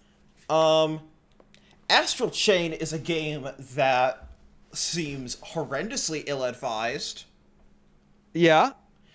I love games where you are the cops and you are chaining up sentient beasts that are speaking to you, and you yell at them, basically, "Shut up, you beast," and then they become your slave, and then you whip them and hold chains on them as they battle enemies for you because you're not battling yourself. That is a fucking 2019 game that Nintendo funded and put out and did not think, maybe this is not something we should put out in this climate. They're anime monsters. It's fine. It is the U.S. government. They're anime monsters. It's fine. Who are very sentient. Very sentient. Who have a society. Well, and we live in a society. I'm just saying, I know you're playing devil's advocate, but that is fucked up. I actually haven't started it. I got it on the last sale. It is even putting aside that it is genuinely fucked up, it's also just not. It is. So there's good platinum, mediocre platinum, and actively really bad platinum, and this is mediocre platinum. I mean, think about it this way. Think about what that game is like if you were to just describe it, and then think about the fact that I didn't buy it until after, like, a year after it came out, and I waited for it to be on sale. Like, that tells you that I heard enough to go like, ooh. Because, I mean, the stuff of that game, you would think, oh, James is going to buy this immediately. But I didn't. It's not good. 6, 7. I'd say 6. Whatever. All I'm saying is, I wonder if anyone from Nintendo of America went and got drinks with the publishing team at EA that put out Battlefield Hardline. Nah. And Battlefield Hardlines doesn't have anime monsters. It's different. Battlefield Hardline should add DLC anime monsters. Battlefield Hardline is a game that should have changed all the character skins to blue and opened with Mars present day. They also live in a society. A society where you're shooting civilians as militarized cops. We live in a society. Thank you very much. Yes. I do like the idea of them just like adding DLC anime monsters to a Battlefield game, just without any, like, selling a season pass, not saying what's in it, and then just saying season pass part 3 drops, and suddenly you launch it and it's full of like fucking angels from Evangelion. Jesus. Tetris 99. Just no warning either. Like, no trailer, no nothing. Tetris 99. I suck at this version of Tetris, personally. Mm-hmm. I don't know. It's fine. 7. Okay. Daemon X Machina. I didn't like this game very much. Let's see how. You know what? I don't have to ask anybody what it's worth, because I can go ask James from 2019 how it is. I don't remember what I reviewed it as. I gave it a 6. It came out on PC, which at least smooths out the performance. My issues really weren't performance. My issue know. was, yeah. Also, that game's final boss battle sucks. Mm-hmm. I've never seen a boss battle that sucks so bad. We want to give it a 5 or a 6? No, I gave it a 6 in the moment, so that's the most authoritative 6 I can give it. Okay. Legend of Zelda: Link's Awakening for Switch. I liked it. It wasn't great, but I liked it. It's real pretty. Like an 8? Yeah. Dragon It's the Quest best version of that game. Dragon Quest 11S. I haven't started it. I've owned it for almost a year. I know. I fucking know. You could play the Switch version on Game Pass. I could, but I couldn't just like play that lounging in bed. It's a bad. The fact that they fucking delisted Dragon Quest 11 from Steam and PSN is fucked. It's pretty amazing. That they're like, no, you're gonna play the bad version of this game. Fuck you. It's pretty amazing. It's gonna, or the bad Uh, looking version um, that has it's the so quote it's unquote so good music. it's so good.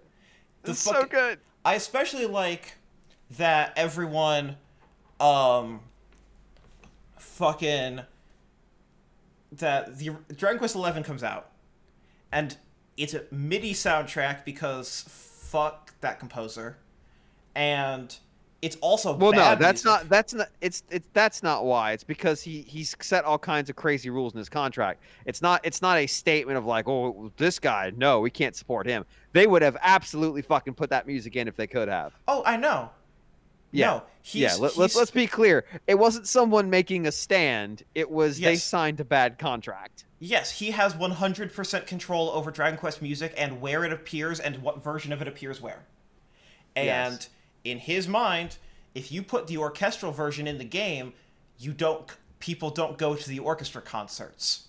Therefore, the game has to launch with the bad music.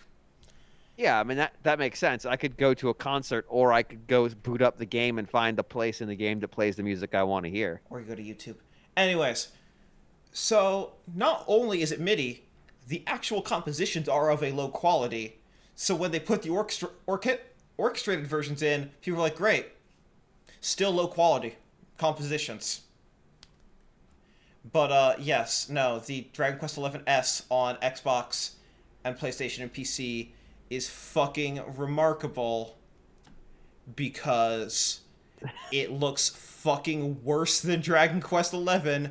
It runs worse than Dragon Quest XI because they ported the Switch version back to the Hell original yeah. platforms because there was no other way of getting the good music in the 8-bit mode. Or the Hell 16-bit yeah. mode. God fucking damn it.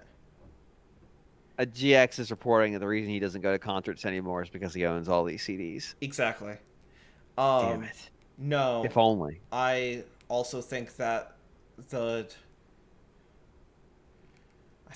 of the gameplay changes between. I went to an E3 presentation about the original release of Dragon Quest XI I'm sorry. because this was one of those demos where they're like, we're going to let you play the game, but we have to show you this PowerPoint presentation before you can go hands-on. Great. And so I'm like, okay, this is not 11S. This is 11. This was a PS4 demo. And the game had already been out in Japan. And they were like, we're going to tell you the things that changed between the Japanese release and the Western release. Yeah. Number 1, you can run now. Number 2, you can ride a horse and it goes faster. Would the horse win at walking speed? Apparently, it was also very limited access to horses. Number 3, the minimap now has icons. Oh, that's good. It was like, what the fuck was that bullshit Japanese release then? I know voice acting was another one. Yep, the existence of voice acting, Yes, which did we get have patched invented- in to the Japanese original release of 11, which you can no longer get because now you have to get 11S. We have invented voices. Just like the fact that like they opened with "you can run" was like, holy. In other fuck. words, they knew the Japanese version was like, look, we can do bare ass minimum and still sell this game really strongly. So fuck it. Anyways, personally, I would give this game a fucking 7 or 8, but I know that general reception is like 8 or 9. Yeah, I'm gonna go. I haven't played it yet, but I'm gonna go with the reception and say it's like a 9. People are pretty hot in this game. Can't say GX, I know no. why. You now get more voice acting in Puyo Puyo Tetris. I'm sorry. Can't say I understand. As someone who played all of 11S, including all the extra content, can't say I understand why people were. I understand, but I haven't touched it, so. I know. I'm just saying, to people who were losing their mind over that game, please go play other games. Maybe go read a book. Uh, I absolutely can add more voice acting to Puyo Puyo Tetris too. the menus Don't aren't test voice me. acted. What if Uh, what if characters talked over each other? um, Ring Fit Adventure is a People game that really was good in 2019 and just blew up in 2020. uh 8. Okay, that's about the lowest I would go. Did you go higher? I would go 9. I'm fine with 9. Dude, that game's really good and it's really long. Okay. That game Yeah, takes I me have it. months and months to beat. I bought it to work out 2 winters ago when I wouldn't have access to my gym. And since I didn't have access to my gym anymore, I built a gym, so I haven't been playing it. Yeah, it's genuinely good. I would say give it a try, even if it's not just going to replace Okay. your workout. Just give it a try. It's really good, especially if you already have it. Luigi's Mansion 3. Luigi's Mansion 3 is really good. It sure is. Yeah. 8 or 9? 8. Sounds good. Yeah, they're good at making video games. Yes, they are. They should have bought them, and they did. Yeah. Pokemon Sword and Pokemon Shield without DLC. I don't fucking know. If you want to go reception, anywhere between a 9 and a 2. Yeah. That's the thing. I don't fucking know. Literally everywhere. I would say GX makes a good point on Luigi's Mansion 3. Please stop putting multiplayer in this game. That's not good. I mean, yeah. I would give Sword and Shield an 8. I'm fine with that. That's in the range of acceptable receptions based on the fact that literally every score is in the range of acceptable reception. Yes. Box Boy plus Box Girl. Uh, Co-op Box Boy. yeah. Guillaume really liked this game. It's good. Pokepal's correct for Sword and Shield. The DLC really added a lot, but it's not Yeah. in this. I will say 7 for the boxes. Okay. GX, Wooper was in the base game, so don't worry. Cadence of Hyrule, Crypt of the Necrodancer featuring The Legend of Zelda. That was last year? Or That 2 years was ago now? 2 years ago. They put out the DLC in physical release in 2020. Okay, But maybe the that's original why. release was the week of E3 2019. God, that feels like it was a lot longer ago or a lot more recent than that. Yeah, Frozen Tundra DLC is real good, especially if you like legendary hunting and post-game raids. I don't know. I don't really like Cadence of Hyrule that much personally. I mean, not Cadence. I mean, Crypt of shoot. the Necrodancer? Yeah, Did you play I- Cadence? I didn't. I played Crypt of the Necrodancer and I just didn't vibe with it, so I didn't buy Cadence. You can play Cadence turn-based, so you don't have to do it with them, so you can do it a lot more tactically. Okay. They added that mode, and it's really good. And I like the a lot of the different play mode variations in it. I would give it an 8. Okay, that's fine. All right, make sure that you Google this one so that you get the right game, because there's a Oh. lot of games this could be. Super Kirby Clash. I know that sounds like 3 other games we've already been through, and you're right. That sounds like you just keep making up Kirby games. No, and 2020 had Super Kirby Clash 2. This is the other fighting game, correct? Yes. It looks pretty. Looks very pretty. I mean, yeah, it's the Kirby Star Allies assets. I don't fucking know. Yeah, GX, no, I don't think this one's free to start. Yeah, it is. Oh, it is? Okay, because 2 isn't. Super Kirby Clash, free to play game for Nintendo Switch. Okay. One. It's extremely heavily monetized. Action, boss battles, crafting, quest. Yeah, this one is like microtransactions galore. Now that I'm remembering exactly which one it is. Like, holy shit. It's like, you have energy, you have microtransaction currency for your upgrades, you have... it's 5. class-based. So you need 5 to and match with the falling. right classes. 5 and falling is what you said? Yes. The more you describe, let's see what Metacritic for it was. 7. Out of 4 reviews. Okay, well that's part That's of the not problem. helpful. Five Uh, or four. NWR never actually reviewed it. We put a review in progress up. What was the end of the review in progress? We didn't score. Neil didn't score it. Yeah, Neil but refused to score it. what was the bottom? Like, what were the final takeaways? At the end of the day, I begrudgingly accept why Super Kirby Clash is on Switch. Free to start games provide a low barrier to entry, and hey, online focus encourages people to subscribe to Nintendo Switch Online. The overall direction of the Kirby series doesn't seem to be a poor one.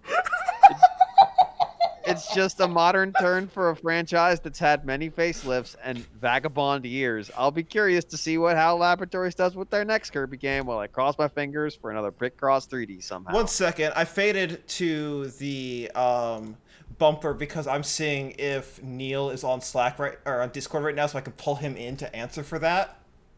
He's not. I'm gonna DM him. I don't feel like he was so all right, here are the user reviews. These are amazing. We got a bunch of 10s because you always do. We got a 0. Instead of Amazing. getting a big Kirby game that people care about, we got another butt average spin-off with nostalgia shoved down our throat. My cousins used to love Kirby, then Mario drove them away, and we haven't touched a Kirby game since. That's because Mario actually has interesting and memorable games that don't recycle the same crap we've seen for years. Smash Ultimate is the best Kirby game in over a decade. Amazing. All right, I DM'd Neil asking if he could jump in the call so that he could answer for this. Thank you, Elite One, for your excellent review. I will say I am really this Stream Deck makes switching scenes really easy. Anyways, let's give it a 4 and move on. Okay. Fuck that game. The Stretchers. Stretchers. 6, 7. Sure. All right. Dr. Mario World. Have you switched the scene back? Yes. Really? Yeah, it's back. Refresh. It's super back. Okay. That's weird. Chat. You can see the bracket, right, chat? Yeah, I see it. Okay. I see it now. That's weird. Whatever. Dr. Mario World. So again, only 4. Fuck off! You screwed up Dr. Mario. you can only rate the doctors that have been included. Oh until no! December That's just gonna make it 2019. worse. That's gonna make it worse. No, they took Dr. Mario, which is a perfectly fine like match 3 puzzle game, and turned it into this finger sliding horse shit with timers. Yes, they did. Yeah, 4. Okay, that's generous. Mario Kart Tour. I never touched it. Oh, we can go lower on Dr. Mario World? You can use the full range of 10. Okay, you're the one 3. that doesn't like to give anything below a 4. 3. Well, no, because for me, like, to go below a 4, you've really fucked up. I know, that's what I'm saying. You're the one that's using the scale. Okay. I encourage all right. the use of as much of the scale as you'd like. If you're giving a 2, like, you're dealing with a game that did not function. I mean, that's a 1. Like shit's gone. Well, no, one's like it's like completely fucked up. There's a 2 rumbling around in the NWR review Yes. editor space right now. Mario Kart Tour 6. Okay, Fine. Neil, you're bringing Neil in. He's gonna come back and go like, why is that not a 10? No, he's not. He would understand. So that's an exact 6.8. Okay. I mean, I'm only bringing him in if he's around. I don't know if he's around. I just sent him a message. He's not. He's got a kid. He's probably asleep. I don't think he's asleep. I think he's probably just putting the kid to sleep. Trying to sleep. And now we're on 2020, which is all Switch. Yeah, and look how short that list is. So short. Tokyo Mirage Sessions, Sharp, FE, Encore. How good's that port? Good. It is a it is a good conversion to a single screen version of that game. And the new content? Not worth replaying the game for, but it matches the quality of the rest of the game. Okay. 8. Okay. Pokemon Mystery Dungeon Rescue Team DX. 0. That art style is neat. I would not want to play that game. I don't That know. game is $60. 5. Okay. Animal Mystery Dungeon Crossing. games are fundamentally bad. Animal Crossing New Horizons. Did not play it, but everyone loves it. I would give it I would give I know. it if I were reviewing it, I would give it a 7. If I were putting it on this chart, I would give it an 8. I'm fine with an 8. Xenoblade Chronicles Definitive Edition. How is that port? This is the third time we're dealing with Xenoblade Chronicles. So this one is better than the 3DS version. Okay.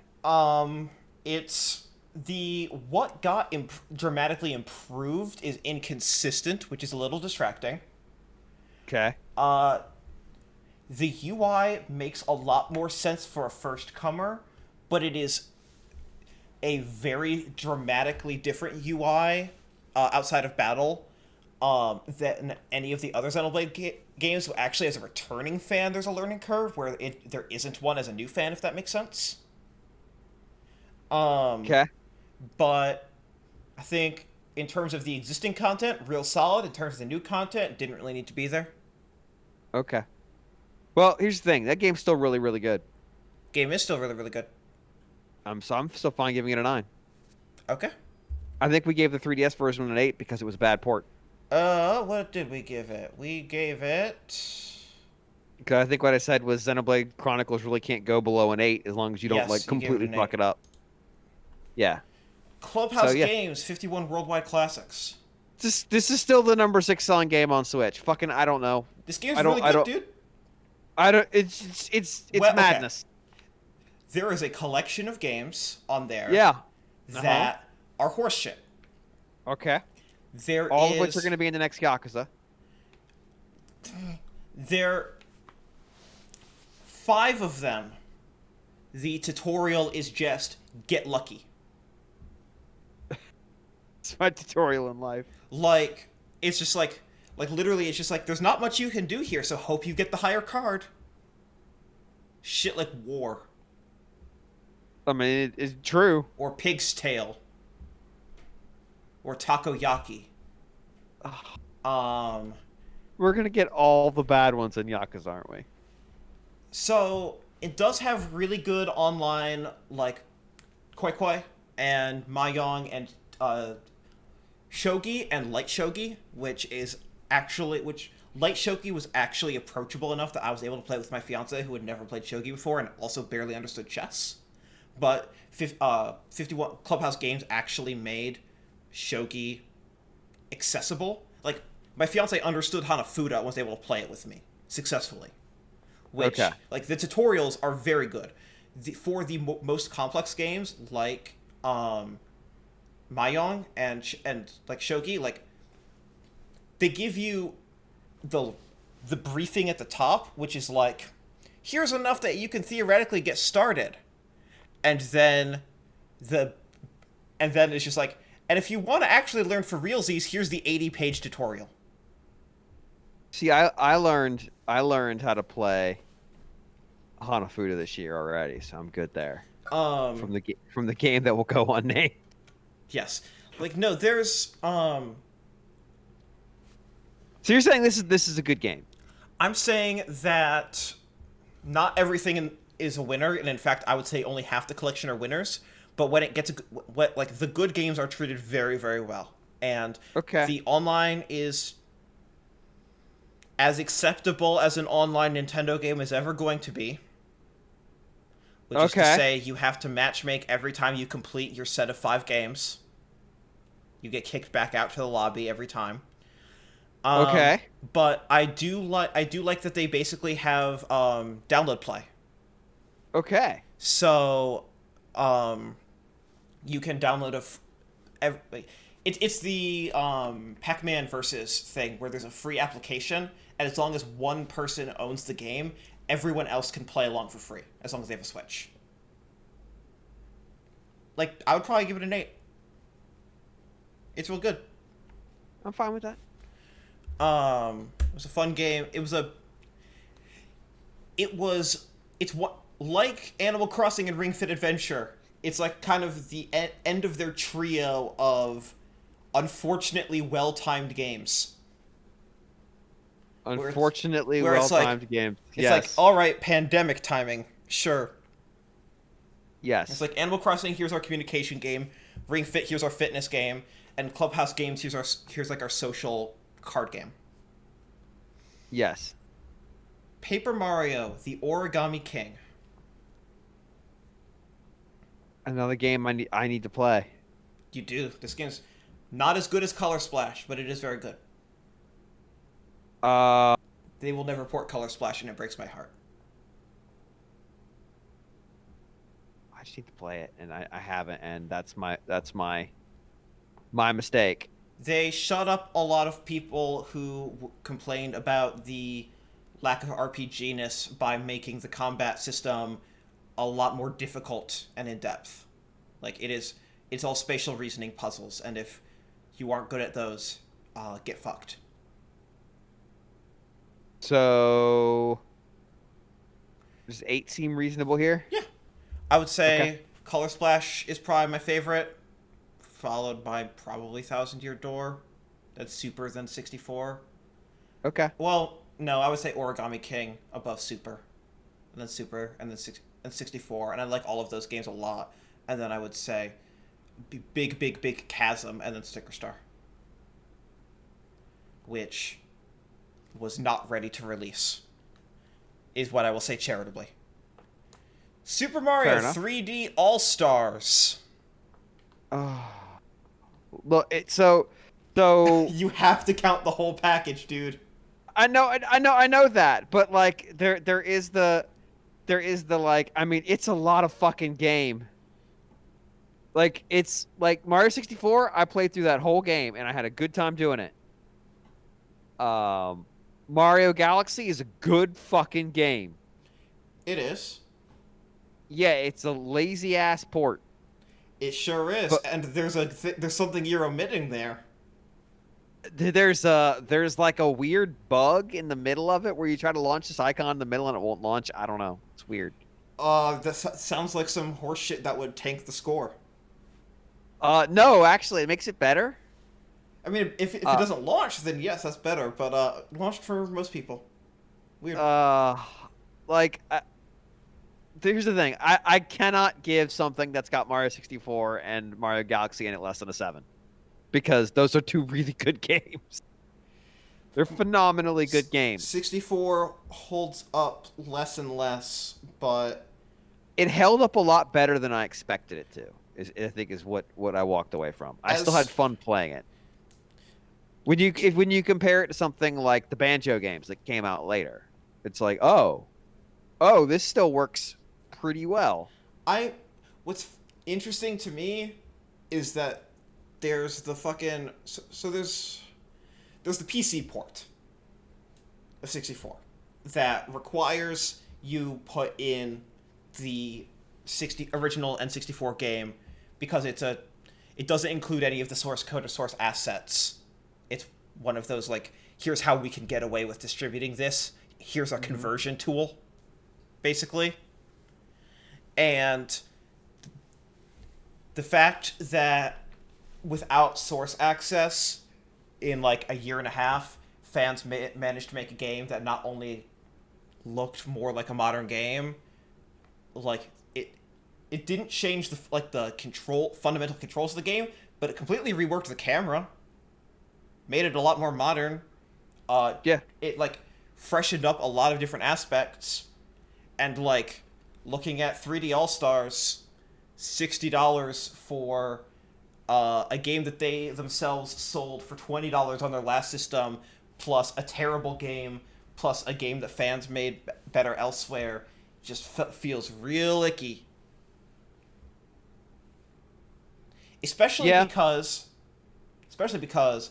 the Super Mario Galaxy is like not even as HD-ified as the version on Nvidia in China.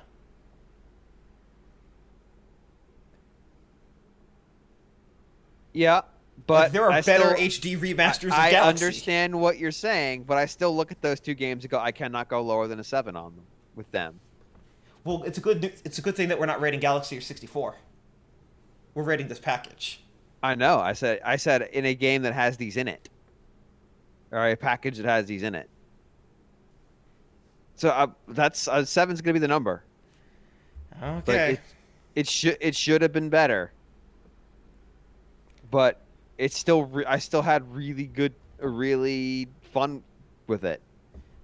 When I realized exactly what that package was, I kind of nodded my head and was like, "Yep, this makes sense that you're taking it away. Yep, there's no reason to keep this thing around. It's not that good. Like, you should, if taking these off the market gives you an opportunity, like gives you a motivation to someday revisit these and do better by these games, then yeah, go for it." Pikmin 3 Deluxe. That new content isn't good. Yeah, I haven't played it. What do we give Pikmin 3? An 8? I would say 7 or a 6. Do you think it's up that down? I think it's at least one down. It's Okay. years later, the controls are less good, and the only new content it adds isn't good. And it's more All right, expensive. I'm fine with 7 then. Hyrule Warriors Age of Calamity. I literally haven't started it.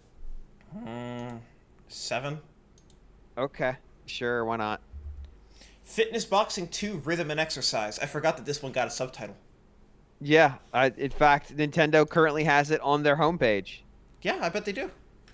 I don't know why, but they're like, "Hey, let's talk about fitness boxing," and I'm like, "No, I'm fine." Um, All right, what do you want to guess? All right, before we do this, what do you want to guess the open critic is? 74. 74. All right. That seems reasonable. It's still loading for some reason. That's a bad sign. Uh 64. Wow. Okay. Imagineer. Yes. Same developer as the first one. Let's find a reviewer that we know and read a quote. I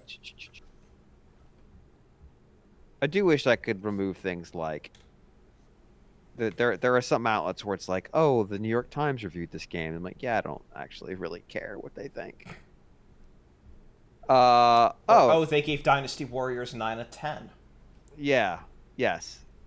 Willem Hillhorst. Here we go. He reviewed it for us. 7. It's better than We Fit in the sense that Fitness Boxing 2 trims the fat. That were the slow exercises and load times. But much like We Fit, I cannot guarantee that it will maintain your interest for long or present enough new features over time. At the very least, you won't have to stow away the balance board in a closet somewhere after punching out. So he gave it a 7? He gave it a 7. I'm fine with the 6. I was going to say a 6 because of the puns. Well, I mean, the puns were him, not them. I know. His score -1. Good job. Good job. Oh, yeah, this game is weird. Good. Yeah.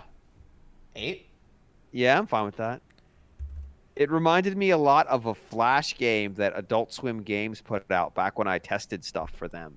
I think it was called like 5 Minutes to Kill Yourself. Oh, yes.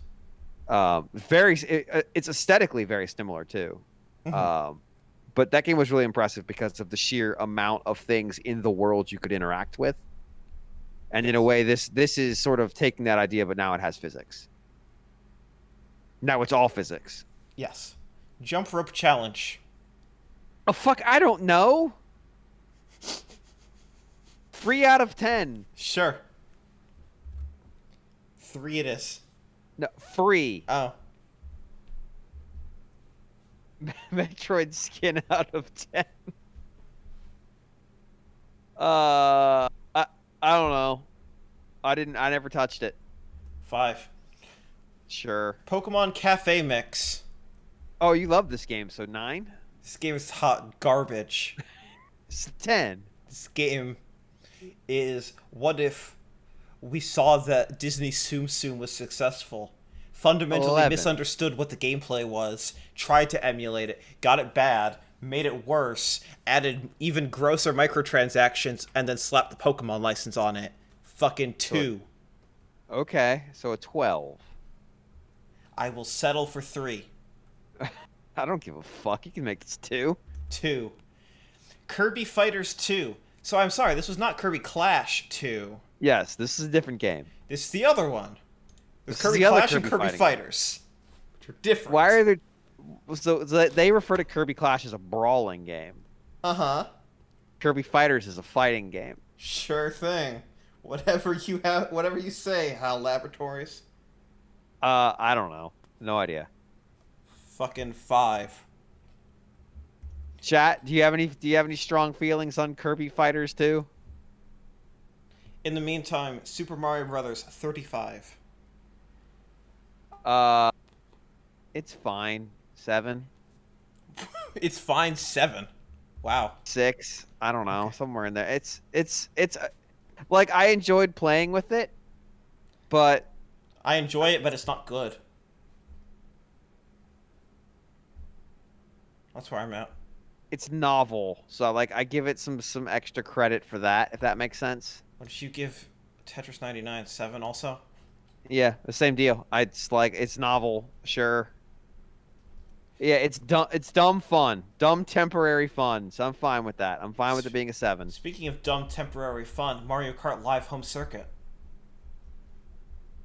I actually saw one of those in stores the other day, See, I'm But telling you. but it was Luigi. Yes.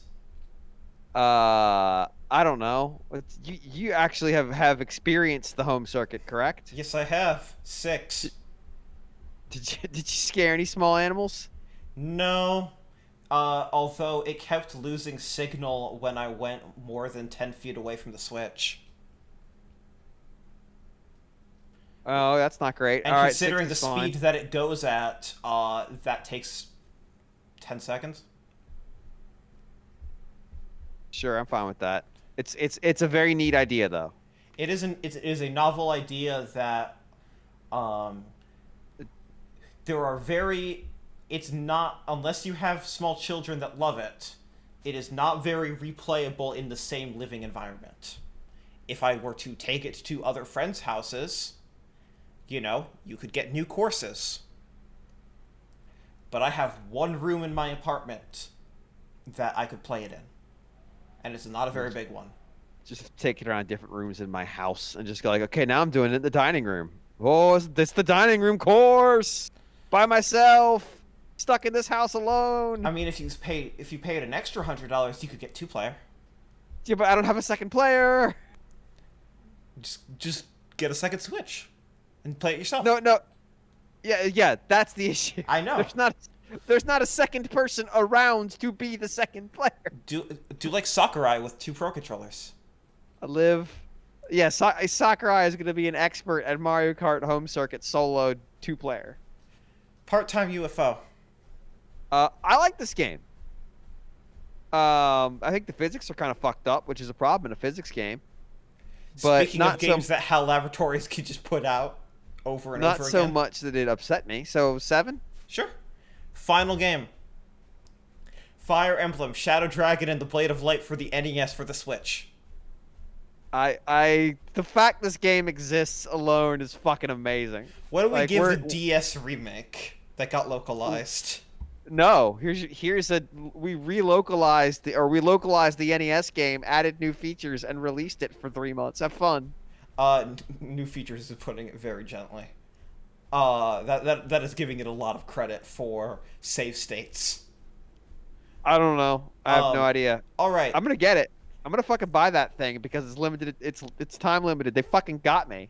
2009, they put out a complete and total ground up remake of this game in English for DS, and you gave it a 7. Okay, so a 10. In 2020, they put out. I'm a different person than I was back in 2009. They put out a ROM. Huh? They localized the ROM. They localized a ROM that does not hold up. They did not actually, they barely added any quality of life features. It plays worse than any other Fire Emblem game because it is the first Fire Emblem game. Yeah. Counter argument. They made it available for 3 months. Yeah, so that's a downside. Is it? Or does that make it exclusive? Does that make it the Rolex watch of NES ROMs? No, because it's only $6. It's the Swiss timepiece of NES ROMs. Yes. The fucking It's the whatever score you're Learjet gonna of give NES it, ROMs. whatever It's score you're gonna give it, exclusive. -2 for that trailer. What about Mario Game & Watch? It's a good point. I mean, we could put that on here if you want to count that. No, I don't. We already rated all the fucking Game & Watch games. That took like an hour on its own. It just kept coming back, and we're like, fuck, there's more Game & Watches. Genuinely, GX, I forgot about that fucking thing, but you're right, we should include it. So that I'm gonna include it But now. it has Ball, but with Mario. Fuck off, we already had Ball with Mario. Yes, we already had Mario the Juggler. We gave it a 2. GX is correct though. I am going to add it. God damn it. Uh, Give the NES ROM a 5 because I'm fucking thrilled at the audaciousness of it. Audacity. Yes. Okay. You get points for fucking around. Congratulations, Nintendo. Super Mario Bros. Game & Watch, which is a $50 device that tells you the time, has Mario the Juggler and the original Super Mario Bros. On it.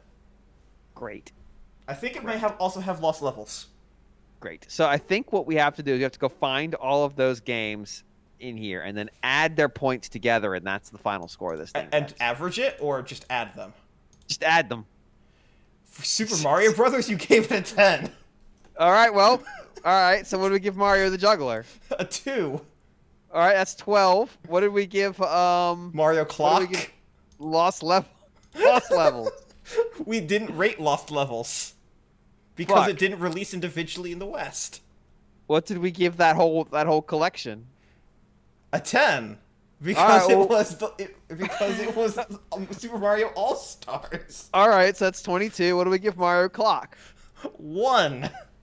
23. All right, so Mario Game & Watch is the 23 out of 10. That's extremely not true.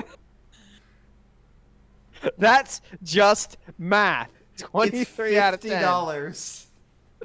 Okay, fine. 23 out of 10. We'll subtract 1 point for the too much money. 22 out of 10. It's got a very nice screen though, so we're putting a point. Do I have to rate the hardware? You're rating the Game & Watch. You're rating the That's whole not- device, the whole release. The Everything hardware's encompassed. nice. I don't know. Fuck. Shit. Like 6. okay. 7. The reports that it is very well built. I mean, yeah, but why? It's got 23. It's got 23 out of 10 as its scores. So, I mean, look. If the answer is yeah, but why? I mean, shit. 90% of this list. I mean, yes. Like we haven't used that as a metric for any game yet. Yeah, but why? I mean, we did for a few. Anyways, here's our line. I didn't bother with the axes, but here's our line graph for how the years stack up.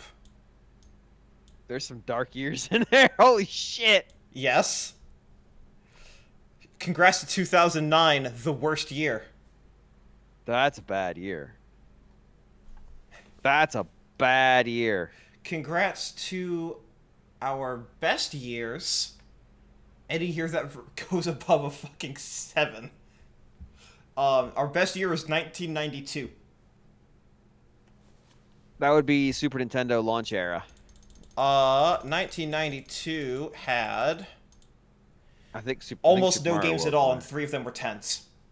Oh. Yoshi for the NES, which was a 4.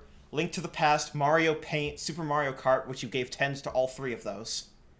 Super Soccer, Yoshi for the Game Boy, Kirby's Dream Land, and Mario Land 2, and that was the entire year. Damn, that's an easy year. So, because, again, the way that it That's why works, we're some mathematical mistake. as always, the way it works is the more games you have, the lower your average will be. 2009 had, even after we deleted things, 80 games we rated. God damn it. Including... Can you imagine what the fuck it must have been like inside Nintendo offices releasing that many games in a year? It must have been the most fucking exhausting thing in the world. Yeah. Like, just the marketing team pulling shit together for these games. You want to know why the DSiWare fucking copy was so bad? It's because they released 80 games that year. DSiWare copy was fucking amazing. 1995 was our second worst year ever. But they didn't write the copy for Flashlight. For Flashlight, no. Yeah, I mean, the worst copy on the DSiWare came from Germany. Yes. All right. GmbHs. Oh, yes. I was going to say, what the fuck was 1995 that it was our second worst year? It was the Virtual Boy and the Arcade Classics games on Game Boy. Yeah. Along with Game Boy Street Fighter 2. Excuse me while I tank my score. God. What, you're saying that fucking you don't want to buy a Game Boy cartridge that is Centipede and Millipede? I don't. You're or right. Asteroids you nailed and it. Missile Command in the year 1995? The same year got that me. Nintendo released Donkey Kong Country 2? You dead on. I don't want to do that. You got me. Dead to rights. I look forward to Neil's list, which is going to be this, but the average score is +2 for every year. So many tens. There's gonna be so many tens. He's probably watching us right now. He's mad. If he's watching us, Neil, if you're watching us right now, get on this call, you coward. There's gonna be so many fucking tens. NintendoWorldReport.com. 1986, also very bad year. Well, that's because that's what the black box NES games were. Yeah, 1980 to 83 with all the Game & Watches, that's to be expected. Other bad years include 2004. What was the best Game & Watch game? That you rated back in that era? Zelda, probably. Let's see here. You gave a 7 to Octopus. Octopus is a good game. You gave an 8 to Donkey Kong Circus. Donkey Kong Circus is an actual fucking game. There were other Game & Watches that kept cropping up for the years. You gave Zelda an 8. Yep. It's good. And yeah, fucking Mario the Juggler in 1991 tanking that entire year. Oh, the Juggler sucks. It's just ball, but they did it again. GX wants Neil's kid to write these games. Yes. 10 yes. all around. 1991, NES Tournament, Open Tournament Golf, F-Zero, Mario World, Pilot Wings, SimCity, Super Tennis, Mario the Juggler, Radar Mission, Kid Icarus of Myths and Monsters, Super RC Pro-Am, and Metroid 2. Very up and down year. There's so many good games in there, and then there's so many things that are not. Again, Nintendo. You want to know why they fucking stopped putting shit out? Go look at 2009. What do you think their fucking annual review meeting was at the end of 2009? Why did we do this? Look, all right, so we need to talk. We need to have an intervention. I know we said this was the holiday party. This is actually the DSiWare intervention. There is so much bad stuff in the DSiWare space. It's amazing. Again, this is like a fucking nightmare zone. I'm saying the sequel to this is all the WiiWare and all the DSiWare, but only the DSiWare from Eastern Europe. No, that's easy. Two. They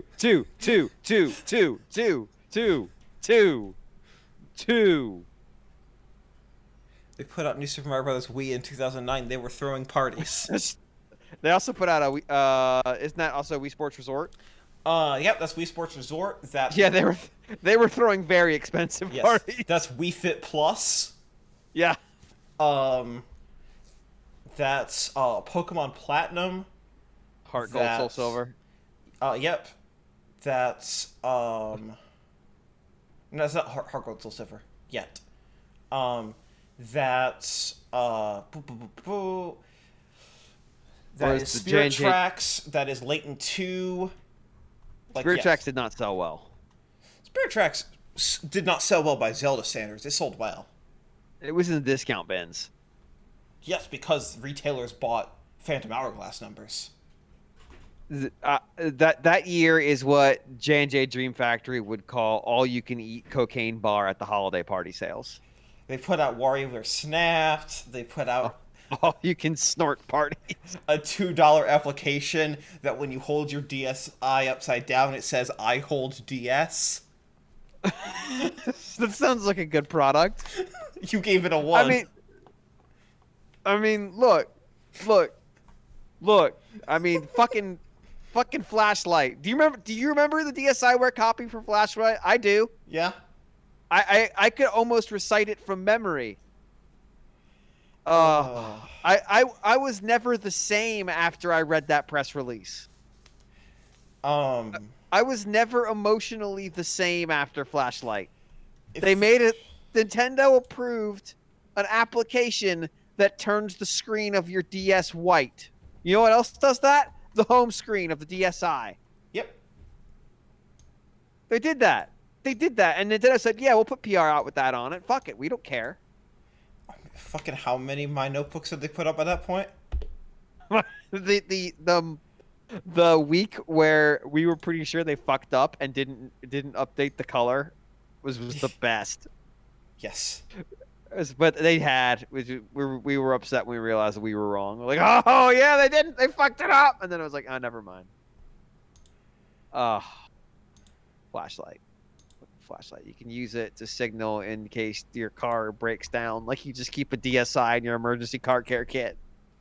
Yep. It's a good thing I've got this DSi in here to flag down truckers to save me. So,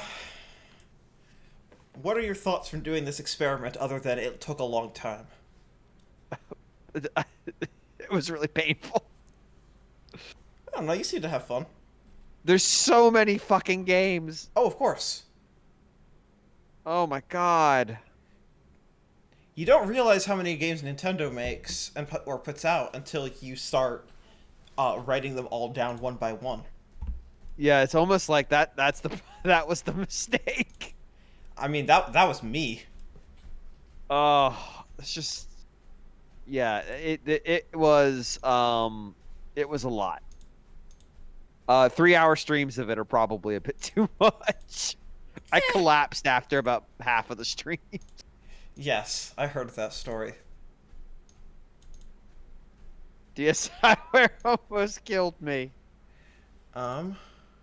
Maybe the doing it by systems, even though they might be tied to a year, just running down a system.